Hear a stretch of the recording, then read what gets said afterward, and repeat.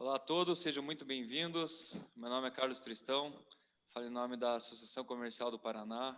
Esse é um bate-papo promovido pela ACP, no intuito de trazer boa informação sobre gestão de empresas, empreendedorismo, investimentos, fusão e aquisição. Então, hoje a gente tem o prazer de receber um cara que é um expoente em investimentos, um cara referência, um economista estudioso e que vai trazer muito conteúdo bom para a gente e que vai servir para empresários tanto da nova economia, de tecnologia, quanto também para segmentos tradicionais. Léo Gianotti, seja muito bem-vindo. Obrigado, cara. Obrigado pelo convite, pelas palavras. Você começou a falar, eu falei, mas que hora que vai entrar essa pessoa, né? Mas estamos aqui. A gente é esforçado, mas ao mesmo tempo a gente tentar trazer um pouco da visão prática aí de um economista que milita aí no empreendedorismo, que está no dia a dia, tentando colocar as empresas de pé. Então, o que eu puder ajudar, eu tô à disposição. Legal, prazerzão ter você aqui, cara. Obrigado. Léo, conta um pouquinho, rapidinho para a gente, para quem ainda não te conhece, um pouco da tua carreira. Não sei se precisa falar desde o tempo que você jogava bola no Galo Mineiro, mas por último, aí, principalmente em investimentos, com M&A, você tem uma trajetória bem bacana. Eu acho que vale pontuar que eu fui um talento não reconhecido e um talento devidamente não reconhecido, porque ele realmente não existia. Então, mérito para os olheiros que não me selecionaram, né? Tá bom. Mas eu sou um economista de formação, acho que dividindo a minha história assim, né? Eu sou um economista de formação e passei por dois grandes ciclos, né? Eu fui consultor durante muito tempo, primeiro para organismos internacionais como Banco Mundial, Banco Interamericano e uma série de lugares, e depois eu fui trabalhar para um grupo de famílias que tinham investimentos na economia real e ajudando elas a fazer novos negócios, gerir os negócios que já tinham feito, é o que a gente chama de multifamily office, né? E passei bons anos nessa assessoria, até que em 2014 para 2015 eu já tinha voltado para o Brasil, já estava super ambientado no clima de negócios aqui, e aí eu investi numa startup, que era na época, era quase a mesma sensação que eu tinha nas empresas mais maduras, mas alguns estágios anteriores. Eu investi numa empresa chamada Contabilizei, que é uma plataforma de contabilidade online. Isso foi em 2013 para 2014, e eu conheci o mercado das startups naquela época. E a partir dali eu fiz outros 10 investimentos, tive entre eles aí a própria Contabilizei, que foi de grande sucesso, mas depois o James Delivery, que a gente vendeu para o Grupo Pão de Açúcar depois. Eu tenho alguns investimentos em troco digital chamado SLED, que do caixa, então qualquer loja vira um banco 24 horas, né, para sacar. Tenho investimentos como a Transfira, e na Transfira, em 2016, eu conheci os founders do Ebanks, e aí lá eles tinham criado um veículo chamado Honey Island Capital, para fazer os seus investimentos anjos. Em 2018, esse veículo ficou um pouco mais amplo, a gente teve uma gestão profissional, aí veio a Mariana como sócia, a Mariana Forest, que na época eu tocava em Endeavor, aqui no Paraná, que é uma instituição de apoio aos empreendedores. Em 2018, eu fui investidor desse veículo, participei do conselho, a gente ficou super próximo, até que em 2020 a gente resolveu, como Honey Island, dar um passo maior, virar uma gestora de capital. A gente lançou um fundo de investimento em startups, né, um fundo de venture capital, que a gente chama no mercado. E esse fundo tá acontecendo, eu me tornei sócio da gestora e hoje meu dia a dia é dentro da Honey Island, ajudando a achar negócios no mercado de fintechs. Então, tudo que a gente chama do grande ecossistema de fintechs e softwares ligados à indústria B2B. Então, o que a gente tenta no dia a dia é achar qual vai ser a próxima aposta, a próxima geração desses empreendimentos aí de fintech, como a gente já vem, né? Vendo nos últimos anos o florescer da geração ali 2010, 2015, e agora eu estou em busca da próxima geração aí que vai florescer nos próximos anos, eu espero. Bacana, muito bom. Léo, para você que é um investidor serial, alguém que já acorda e vai dormir pensando em negócios, você comentou que já fez mais de 10 investimentos, eu tenho certeza que para definir esses 10 já passaram talvez mais de 1.000, né, na tua análise, na tua e do teu time. Quais critérios vocês, investidor, eu sei que o Honey Island vocês investem aí em etapas anteriores, né, pré-seed, seed, até um Series A, um pré-Series A, mas o que mais vocês olham nas empresas para investir? Tanto em empresas de tecnologia, que hoje é uma tese de vocês, mas também em empresas tradicionais, aí, em ativos tradicionais, quando você passou por outros grupos de investimento, como Curitiba Angels também, né, e ajudando Sim, as sim. famílias. Eu até esqueci de falar isso na entrada. A gente juntou um grupo de empresários e executivos, né? A gente criou a Curitiba Angels lá em 2014, que hoje já está passando de 100 anjos, tem uma liderança super legal da Linda, né? Que é uma empreendedora curitibana. Uhum. Então, é um ecossistema muito legal para quem está assistindo a gente aqui e quiser interagir com o investimento anjo. Acho que a Curitiba Angels é um super caminho aí para Bacana. começar, né? Mas eu resumo, cara, a minha visão em 6 T's. Eu não vou descrever os 6 aqui, mas os 3 principais, tá? O primeiro é o time. Então, para mim, é um negócio de investir no jockey e não no cavalo. Ah, não estou dizendo que o negócio não importa, estou dizendo que importa mais quem está à frente desse negócio. Porque como eu estou entrando em estágios muito iniciais do projeto, importa muito mais o piloto, né? Importa quem é que está tocando, como é que essa pessoa, os planos dela, o sonho grande que essa pessoa tem à frente daquele negócio e como é que ela entende o mercado. O segundo, para mim, é o atração. E aí eu não estou falando de atração, estou falando de tração, igual do carro. Eu estou falando do ritmo que aquela empresa tem do ponto de vista comercial, para ver se ela consegue o que eu chamo de boca de jacaré, né? As despesas vão crescer aqui, mas numa velocidade muito menor do que a receita pode crescer. Então, cria uma boca de jacaré aqui, que é onde está a grande rentabilidade dessas empresas que crescem muito rápido. Então, a atração é um sinal que me diz se eu consigo fazer 9 anos em 2, né? E para nessa escala do principal, a tecnologia ou o produto, né? Se foi bem construído, se é uma tecnologia proprietária, se tem tecnologia embarcada dentro daquele projeto, porque você não consegue crescer em progressão geométrica, né? 1, 2, 4, 8, 16, RPG. se você não tiver tecnologia envolvida. Então, você precisa ter um produto bem construído. Então, acho que esses 3 pilares, para mim, são os principais para a gente falar, puxa, isso faz sentido.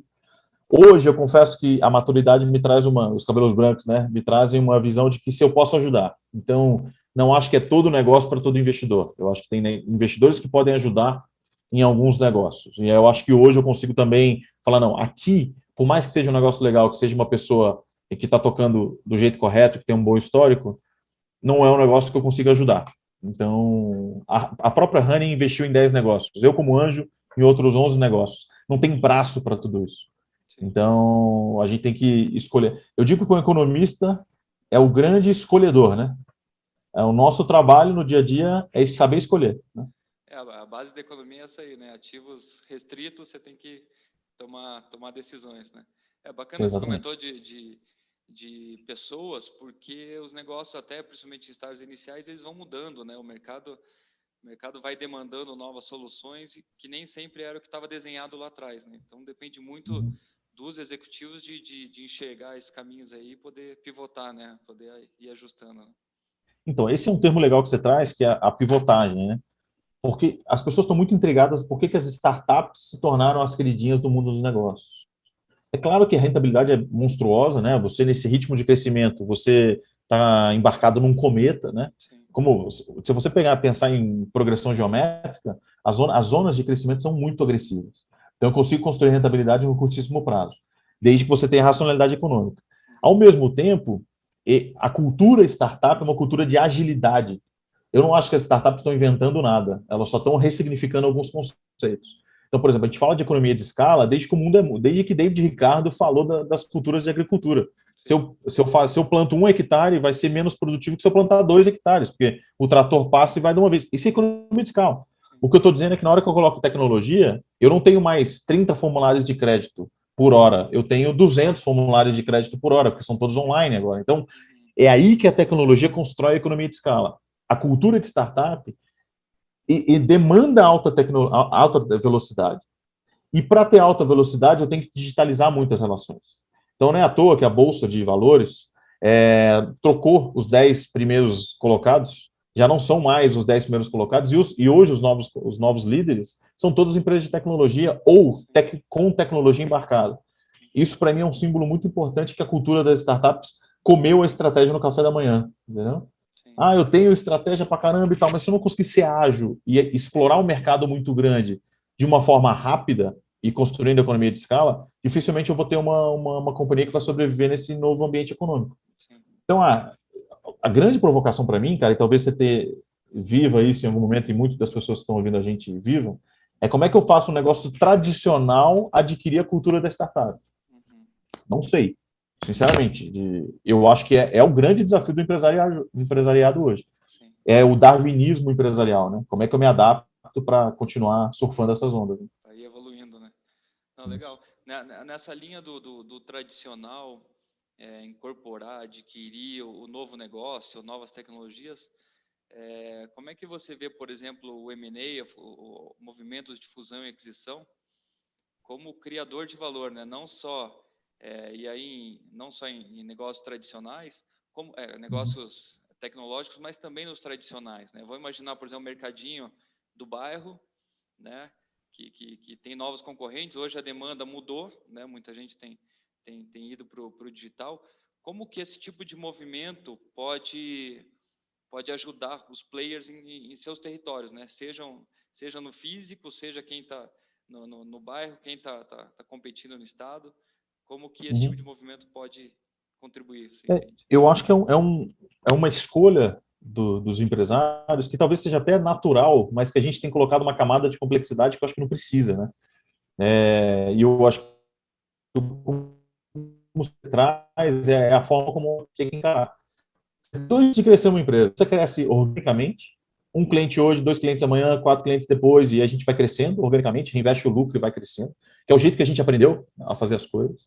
E tem um jeito inorgânico de fazer isso, que é você parcerizar, que é você fazer venda casada, e não venda casada no sentido negativo da coisa, mas é você embarcar uma coisa na outra, você vender pacotes, isso é o começo de um pensamento de M&A. E aí as parcerias vão se tornando cada vez mais sinérgicas, e aí o termo sinergia que é super útil para a gente, cada vez mais sinérgicas, é natural que você funda um negócio. Não afunde, né? Você faça a fusão entre os negócios. Você junte as trouxas para fazer o negócio ficar mais forte. Aí a coisa do 1 mais 1 igual a 3, entendeu? Você já começa na parceria, né? Você vai criando aquele relacionamento, vai criando, vai dando certo, pum, vira M&A. Para mim, uma fusão, e M&A vem disso, né? Merging and Acquisitions. Quando eu faço um merging, que eu faço uma fusão, eu venho essa parceria que ficou muito importante e a gente se aliou. Esse é o primeiro capítulo. O segundo, para mim, eu posso comprar alguém ou eu posso ser comprado. Por que isso não entra na minha estratégia de negócio? Eu acho que isso tem que estar na pauta.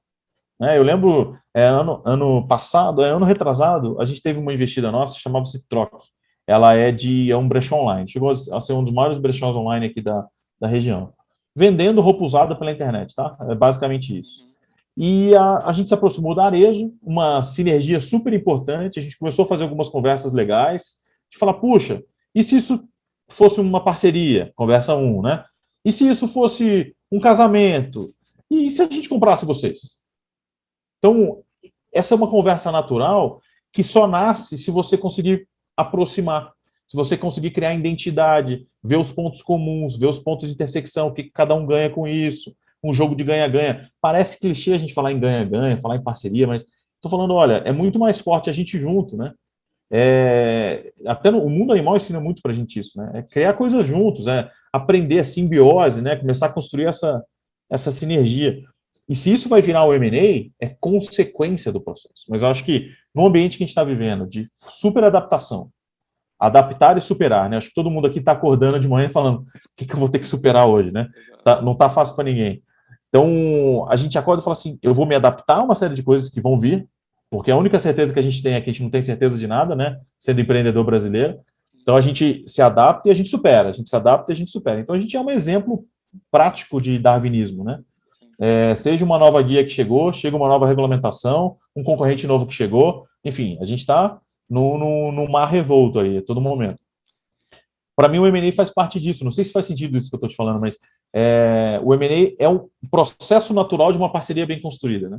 Faz muito sentido, né? Nesse momento de economia tão veloz e de negócios que mudam tanto, né? Inclusive o comportamento humano tem mudado tanto, que é importante que empresas, até às vezes empresas maiores, colossos, né?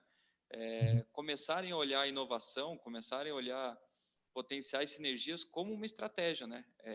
Algo que ela sempre tem que olhar, né? A gente vê empresas grandes e tradicionais, como ontem, por exemplo, estava lendo sobre a Randon, que abriu uma unidade para investir em Venture Capital, né, muito no segmento dela, e começa já a olhar o segmento logístico de outra forma. Assim como outras outras empresas que são gigantes e começam também a abrir um braço para ter inovação de forma mais atuante, né? Ou seja, criando um produto dentro das empresas, como também fazendo uma aliança, criando sinergias aí com fornecedores, com concorrentes, e assim o mundo tem que evoluindo, né? Cara, eu adoro esse tipo de raciocínio porque me dá a sensação de que a gente tem que estar mais acostumado às mudanças do que às conquistas efetivadas, entendeu? Porque está tudo acontecendo tão rápido do ponto de vista tecnológico. Se você pensar que eu tenho hoje um investimento numa empresa chamada Composta Mais. Cara, ela só composta lixo orgânico. Ela pega o lixo orgânico na sua casa, na sua empresa, leva para o centro de compostagem, produz aquele adubo de alta qualidade, depois revende o adubo. Aí a gente, puxa, que legal, o negócio está indo bem, estava escalando super rápido, o bico estava super para cima assim. Aí a gente começou a falar, pô, mas a gente não pode fazer um ciclo completo? Será que a gente não pode gerar energia? Aí a gente conversou com um especialista em energia, falou, não, vocês podem gerar biometano para alimentar um carro, vocês podem queimar o gás num gerador e gerar energia elétrica na rede. Eu falei, meu, isso não estava possível até, sei lá, 2 anos atrás. Quando a gente começou a pensar isso, a gente poderia ter um pensamento orgânico de falar, não, vamos fazer tudo aqui dentro de casa. Então a gente abraça aquilo, protege e fala, não, a gente vai fazer sozinho. Não, isso não os meus braços são o tamanho da minha solução, então não dá. Aí a gente foi lá, conversou com o fornecedor do equipamento, estamos conversando com uma outra empresa que pode fazer o arranjo comercial para vender essa energia depois de pronta, e a gente está criando uma nova empresa, que é uma joint venture, né, que é uma aventura em conjunto, ou seja, aí desmistificando os termos também, né? Essa joint venture é uma JV, a gente vai se juntar em 3 partes, criar uma nova empresa, e aí a partir dali a gente vai comercializar energia, a partir do lixo. Então, isso nasce de onde? Nasce de uma regulamentação do resíduo sólido brasileiro, que as empresas têm que recolher, dar destino para o seu resíduo, virou uma solução para a empresa que vai virar energia no dia seguinte. Então, imagina que você fez um jantar, jogou lá a costelinha de porco na Composta Mais, eles levaram para o pátio, queimaram, transformaram em energia, sua conta da Copel caiu 10%. Que maravilha. Esse pensamento é tão revolucionário que se você tiver uma matéria-prima virando ciclo fechado, né? Virando coproduto, virando subproduto, e que antes era um lixo jogado na terra, produzindo chorume e fedendo uma região inteira e impossibilitando um terreno. Percebe o que eu estou querendo te dizer? De você olhar para a solução e começar a parcerizar e abrir um pouco a cabeça. Um negócio que é tradicional, cara, lixo. É muito legal esses seus insights, porque a gente fala aqui pensando em quem está ouvindo, né? E empresários aí heterogêneos, né? Tanto quem tá em curva ascendente, descendente, quem está com dificuldade de caixa, quem tem dinheiro em caixa para investir, e todos eles têm algo em comum. Eles têm uma solução interna, né? Que atende determinado nicho e que pode, junto com outro parceiro ou junto com uma nova solução, oferecer também para outros nichos, né? Então, o M&A ele tem essa vantagem. Exatamente. Bacana. Está aberto para isso. Vamos falar um pouquinho nesse momento, que é um momento difícil de pandemia, principalmente para a maioria das empresas. Pegar comércio, serviços, são setores que sentiram mais esse baque, né?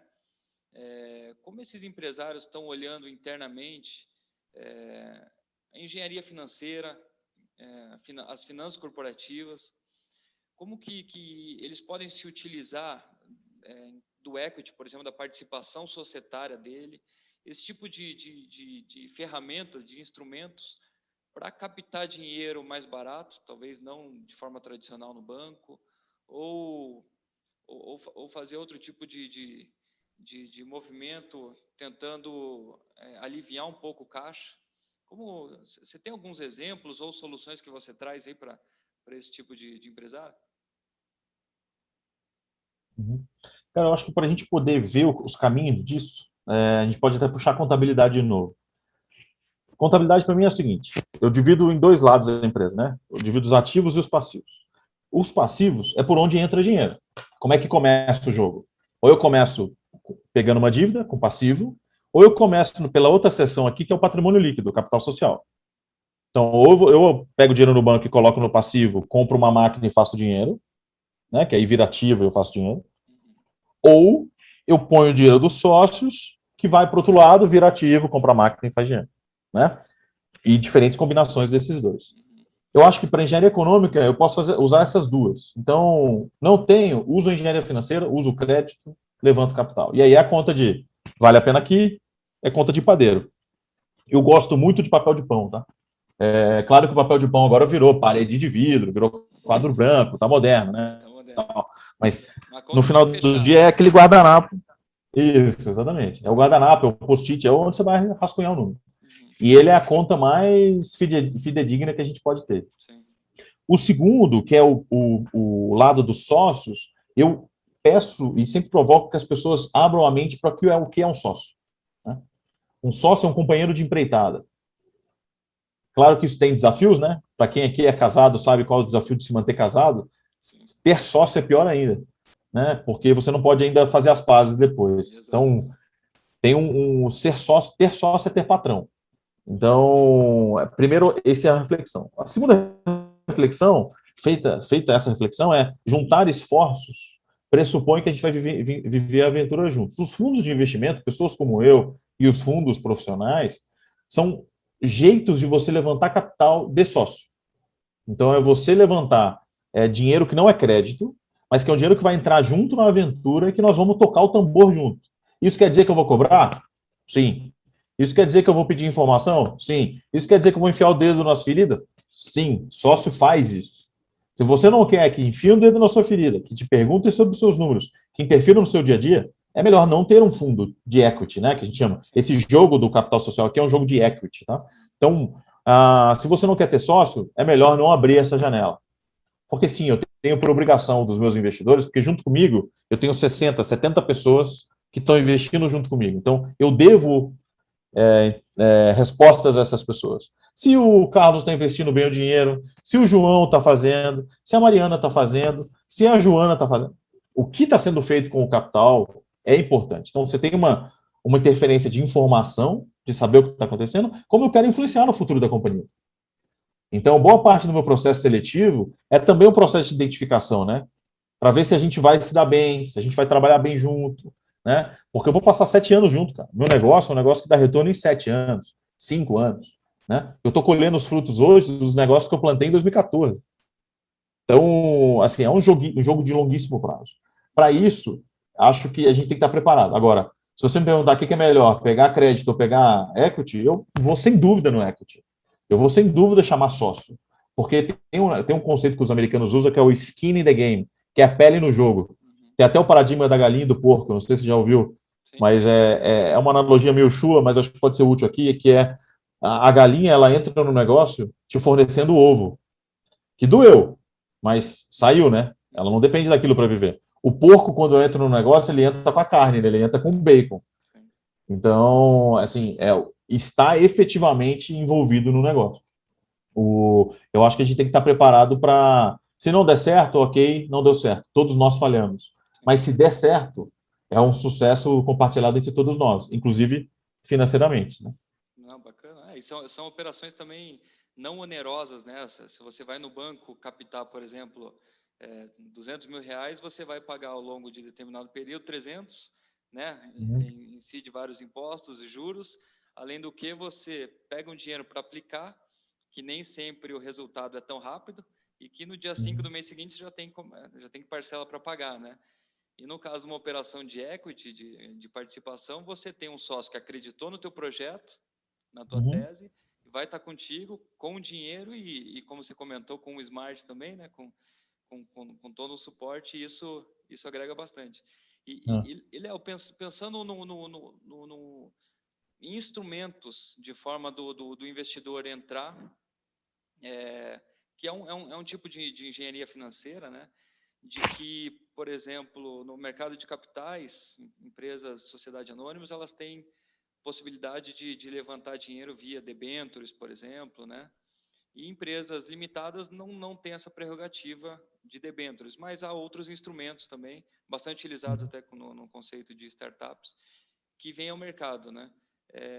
Você tem alguns exemplos desse tipo de instrumentos, de ferramentas, para que os empresários também possam abrir a cabeça para isso? Eu acho que tem uma régua que dá para navegar bem entre elas. Então, coloca do lado de cá o crédito puro, aquele que tem garantia e tal, né, que é risco zero para o emprestador e risco 100% para o tomador. E você tem o equity free, né, que é a doação, tá? Alguém te doou dinheiro, né? É o final dos mundos. Mas vamos imaginar um pouco mais para cá, que é a pessoa que deu dinheiro para você construir um negócio junto. Então, você vai repartir o lucro, né? E o prejuízo também, se eventualmente acontecer. No banco, ele não partilha prejuízo, né? Mas também não partilha o lucro. Então, você fica entre esses dois mundos. Eu acho que nesse meio tem vários caminhos. Então, por exemplo, você pode emular uma debênture. O que é uma debênture? É um título de dívida onde você vai prometer um determinado retorno para aquele investidor. Você vai assumir uma dívida com ele, né? O mercado imobiliário já usou as SCPs, as sociedades em cotas de participação, que são mecanismos para você compartilhar o lucro de um projeto, caso ele aconteça. Então, é uma aposta controlada por parte do investidor. Mas ele também não está muito interessado em te ajudar lá no dia a dia e tal. Ele vai te dar o dinheiro e vai embora. Assim como o banco também, né? Ele vai te dar o dinheiro, você faz o que você quiser. Se você ganhar mais dinheiro do que a taxa de juros, esse lucro é seu, né? Eu gosto de instrumentos híbridos. Aí tem dois caminhos, tá? Tem o que eles chamam de blended finance, que é como no café, tá? O blend do vinho, né? Quem gosta de vinho aí sabe o blend das uvas e tal. É você pegar um pouco de dívida, um pouco de equity, você chegar para um investidor profissional e falar, olha, eu vou te remunerar 2% ao mês, baseado no resultado da minha loja. Mas garantido é 1%. E 1% é no risco. Então, o meu alvo é te entregar 2%. Mas a loja foi mal, você está travado em 1% ali de custo mínimo, né? A gente chama isso de uma debênture condicionada e tal. Então, você pode criar esses mecanismos de engenharia financeira para criar combinados com o seu investidor, né?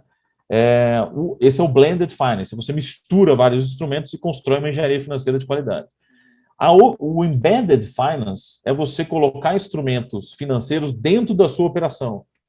Um desconto de recebíveis, uma antecipação de uma duplicata, esse tipo de coisa que entra, né, emprestar para o seu cliente usando o dinheiro de terceiro, né? Mas o seu cliente é tipo crediário próprio, né?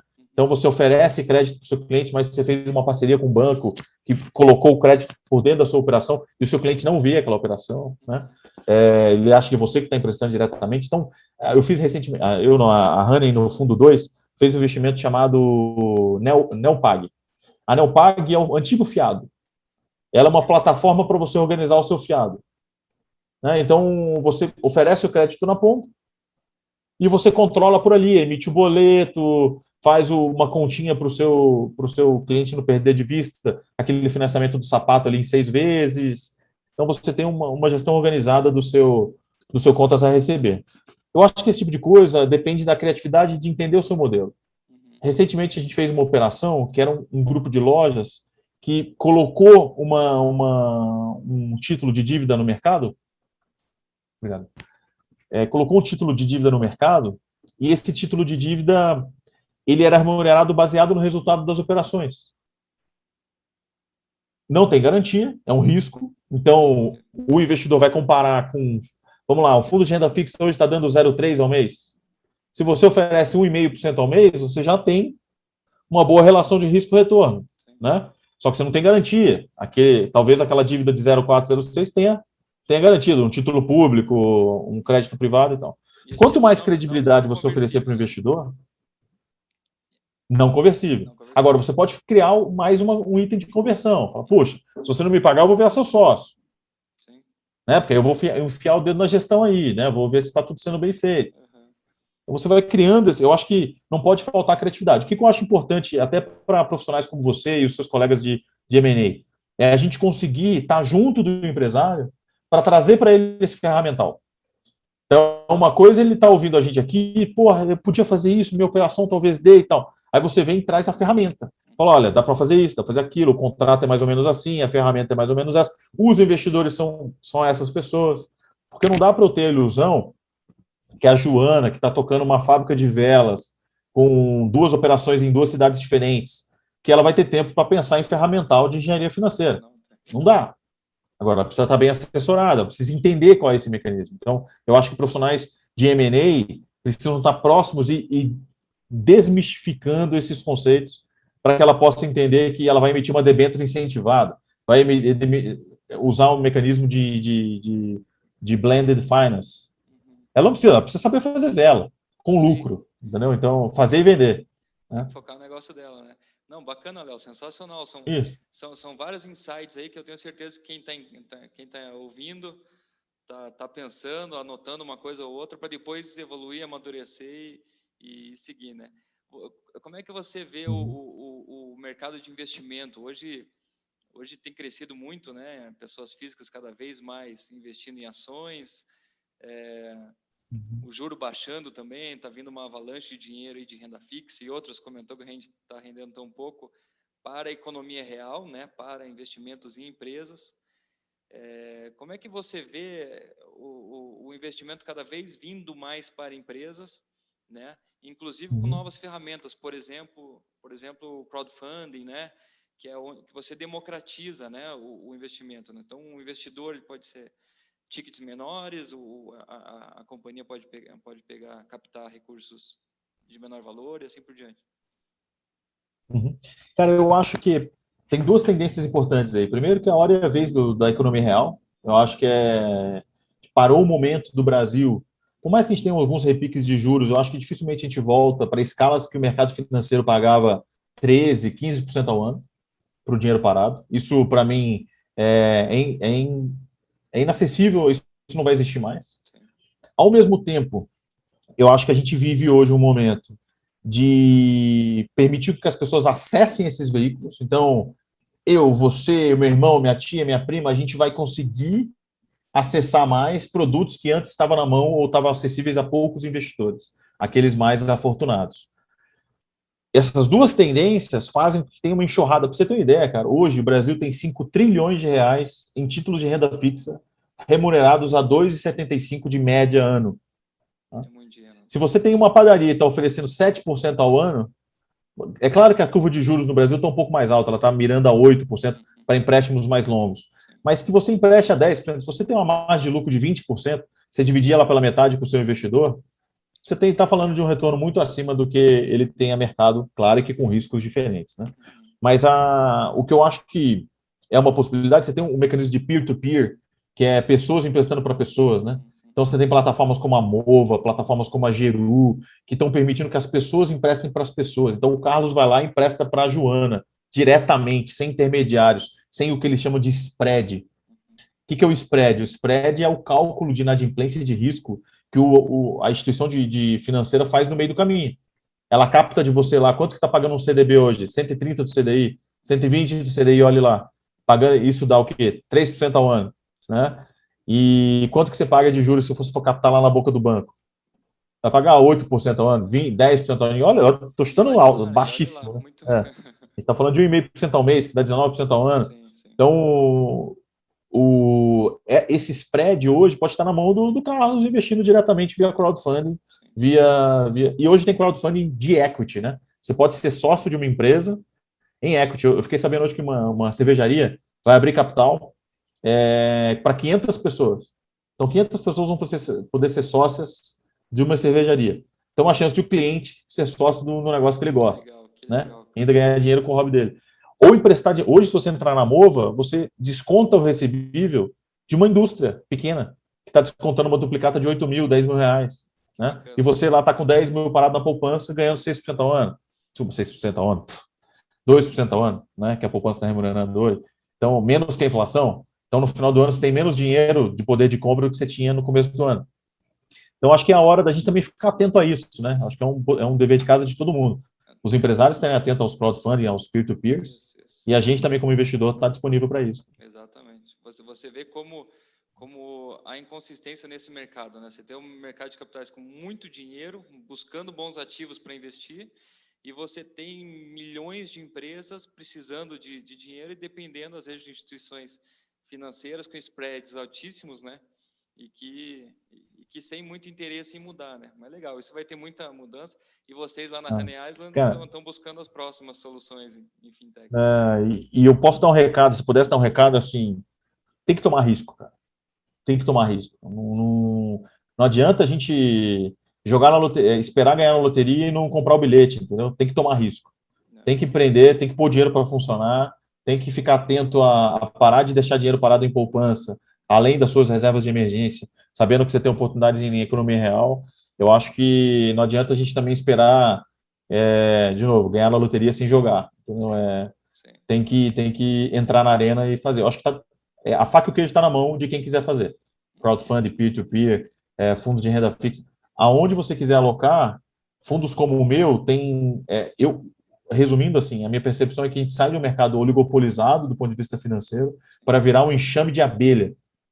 É fintech emprestando para médico, é fintech emprestando para integrado na cadeia produtiva do leite. Você vai ter uma abelha, assim, um exército, e a gente tem que estar embarcado nisso. Perfeito. E aí, isso é dispersão, entendeu? Isso é democratização. Perfeito. Bacana. Léo, temos 2 minutinhos para não fugir do horário. Eu queria explorar isso há muito tempo ainda, mas vamos lá. Temos a última pergunta. Numa linha de não seguir a manada, né, de estar sempre um passo atrás, olhando o todo, como é que você que está inserido aí no epicentro dos investimentos em empresas de tecnologia, e como que você vê uma possibilidade de bolha ou supervalorização de companhias, principalmente dessa linha, né, que hoje as negociações pagam prêmios muito altos, e hoje, até de uma forma geral, né, as bolsas de valores, de forma geral, elas estão muito valorizadas, próximo aí de máximas históricas, né? Como é que você vê essa possibilidade de bolha aí nos próximos anos? Você acha que isso Uhum. é algo, um risco potencial ou não? Como é que você enxerga? Olha, eu acho que, de fato, a gente tem uma supervalorização dos ativos. De fato, isso existe. Eu acho que o grande volume de emissão de dinheiro por várias instituições financeiras, em especial os bancos centrais, isso inflacionou muito o valor dos ativos. Então, você realmente tem falta de lastro em algumas instâncias. Ao mesmo tempo, eu acho que o risco de bolha propriamente dita, que é o fato de ela um dia poder estourar e criar um crash é, institucional, né, que peças vão derrubando peças, Sim. eu acho que a gente ainda está Isso, exatamente. Eu acho que a gente está um pouco longe disso. E por que eu acho essa razão do afastamento? Toda vez que você tem uma bolha sistêmica ou um risco sistêmico, você deriva de camadas. Então, o Léo emprestou para o Carlos, que emprestou para a Joana, que emprestou para a Maria, e isso vai caindo. Na hora que cai o de cima, você derruba os de baixo. E aí são camadas e camadas sem lastro. Eu acho que ainda estamos longe desse processo. Como foi o mercado imobiliário brasileiro em 2012 e 2013, que eu acho que realmente não tinha uma bolha imobiliária. Acho que hoje a gente não vive uma bolha de ativos, mas isso não quer dizer que a gente não tem uma supervalorização dos ativos. Isso quer dizer que também existe uma demanda por muita racionalidade financeira. Então, vai ter uma limpeza?